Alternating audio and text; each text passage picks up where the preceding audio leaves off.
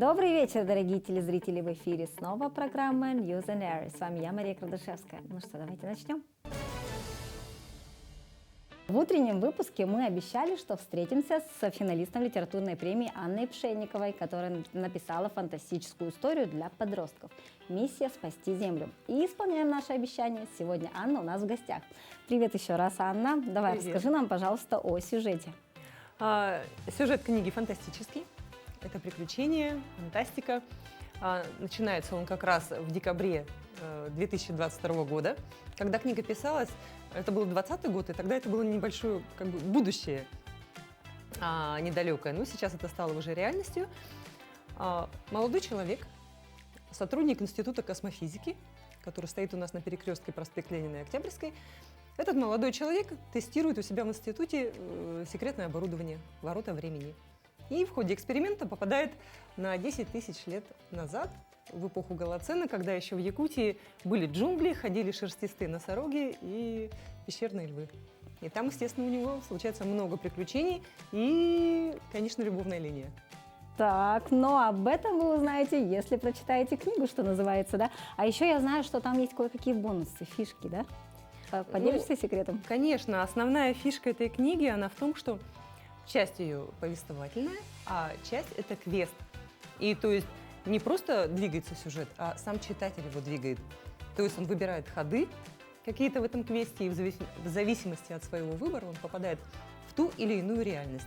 То есть он и его герой попадают в ту или иную реальность. Это очень интересно. Референсом этого можно считать книгу Гарри Гаррисона, известного фантаста, «Приключения стальной крысы». Там тоже был некий квест, но это было 70-е годы 20 века, тогда он написал этот роман. Вот, ну и вот теперь я.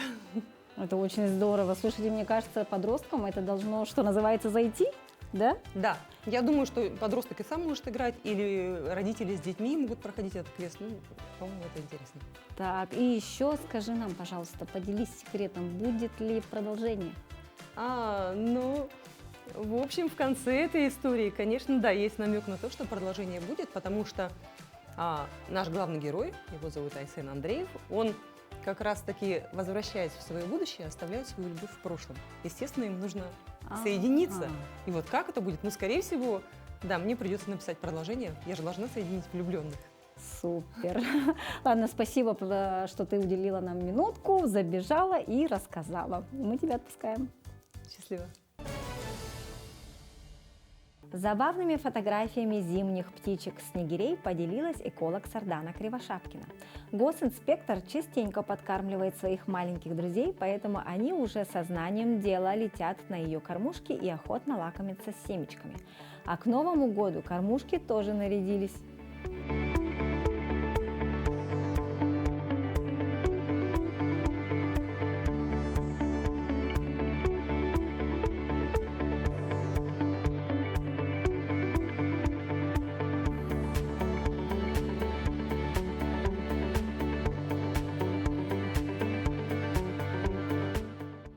Но не всем так тепло и уютно, как этим птичкам. Пользователи соцсетей поделились видео, на котором мужчина, предположительно в Якутии, пытается выйти на улицу поработать. Но надо отдать должное авторам видео, они отнеслись к ситуации с юмором. Готов? Да. Ну все, давай. Веди себя хорошо. Соблюдай технику безопасности. Далеко не уходи.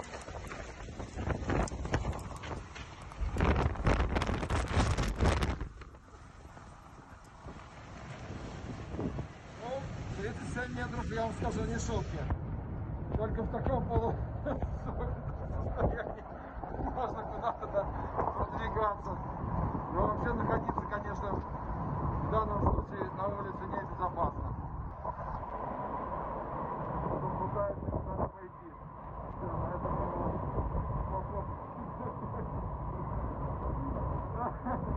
давай обратно! Все, возвращайся!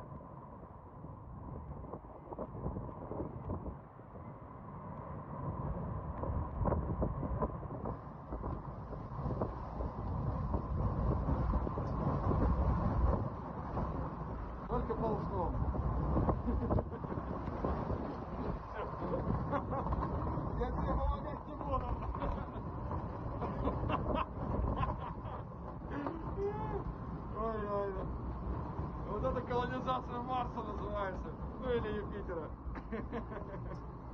Ну а теперь давайте посмотрим оптимистичное видео, которое записали практически их коллеги. Будущие летчики-наблюдатели из Якутии, Бурятии, Ямала, Хабаровска, Иркутска и из других регионов рассказали о том, почему они выбрали эту профессию. Летчик-наблюдатель достаточно редкая и интересная профессия. Таких специалистов всего не более 300 на всю страну. Хочу быть в их числе. Профессия довольно специфическая. Тушить пожары, спасать природу – просто призвание души. Мы, получается, люди универсальные в этой сфере. Династия у моей семьи. Дед работал, дядя работал. Вот, я следующий. Летать как бы была мечта с детства, я к ней иду. В жизни у меня была мечта работать с малой авиацией и в любом роде авиации. При том, что в совокупности природа и авиация – это замечательная должность. Я считаю, это перспективная профессия. Потому что изначально до этого 3 года я бегал по лесу, работал руками, и я решил то, что хочу работать головой. Мне всегда нравилась авиация, и к этому стремился. Все-таки это очень серьезная профессия и очень редкая. Летчик-наблюдатель, и очень ответственный. Этого зависит и своя жизнь, и жизнь людей, которых ты выпускаешь, доставляешь на пожар. Здесь стабильность, везде порядок. Хорошая профессия, достойная, настоящая мужская работа. Цель у нас династия работников по авиалесоохране. У меня дед работал десантником, отец на данный момент сейчас работает инструктором парашютной и десантно-пожарной группы. Ну, я решил переплюнуть их и пойти на летчика-наблюдателя. Карьерный рост. Я с 2015 года работаю в авиалесоохране, и вот решил вырасти дальше. Сначала научиться работать на кромке, а потом уже летать на вертолете летчиком-наблюдателем. Это работа пыльная, так сказать. Дома можешь быть редко. Семья, чтобы понимающая была, иначе не получится здесь работать. Профессия очень интересная и позволяет приносить определенную пользу для государства и для спасения лесов нашей любимой страны. У каждого пожара свой характер. Каждому нужен индивидуальный подход. Кардинально. Абсолютно каждый пожар на друг друга вообще не похож. Кстати, о летчиках. Привокзальная площадь нашего аэропорта тоже принарядилась. Там поставили новую инсталляцию.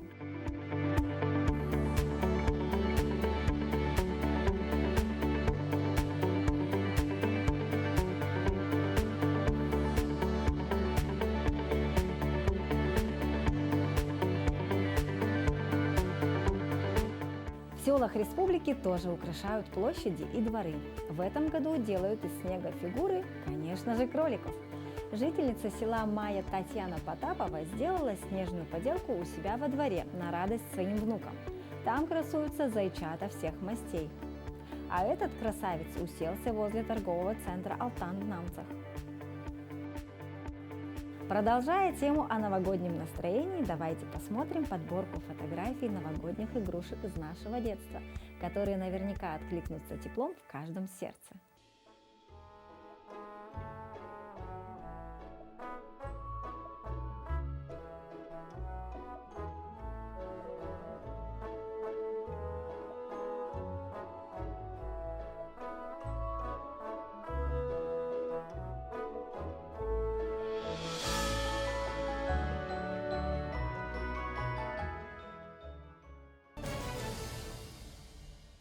Фотографию якутянки опубликовали в канадском журнале Figure. Девушку зовут Светлана Кравец. В журнале она представила макияж, сделанный по образу бабочки. Якутские мастера представили свои работы на фестивале «Сказ на бивне мамонта» в Москве. Он проходит в рамках 32-й Всероссийской выставки ярмарки народных художественных промыслов России «Ладья. Зимняя сказка-2022». Это одна из крупнейших ярмарок и проходит в сердце страны с 14 по 18 декабря. Ирина Матвеева поделилась видео, на котором сделала подробное разъяснение популярных якутских глаголов, которые используются в повседневной речи всеми без исключения. Девушка считает, что такой подход облегчает изучение языка, и я с ней согласна. Отличная идея. Популярные глаголы на якутском языке. Мин астывен. Мин ургуйдувон. Мин ылыбен. Мин харбывен. Min öğrenevin. Min onjuvon. Min syrevin. В Таттинском районе ввели в эксплуатацию хотон. Да не простой, а практически золотой. Шучу, просто очень сложно назвать его хотоном в том понимании, в котором мы привыкли его видеть.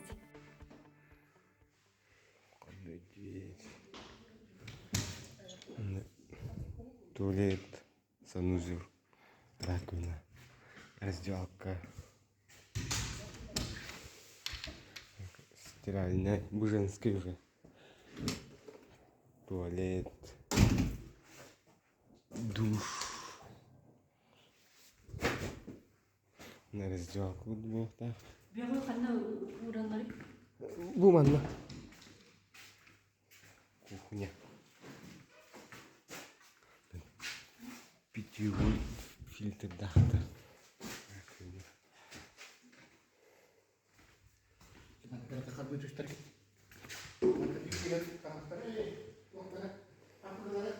И напоследок хочу рассказать вам о том, что 17 декабря в 17:00 в культурном центре «Сергеляхские огни» состоится благотворительный концерт «Сырдык Сана».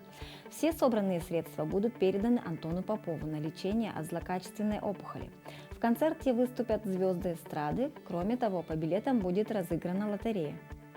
И на этом я прощаюсь с вами ровно на неделю. Желаю отличных выходных, спасибо, что были с нами. С вами была Мария Кардашевская. Увидимся в эфире.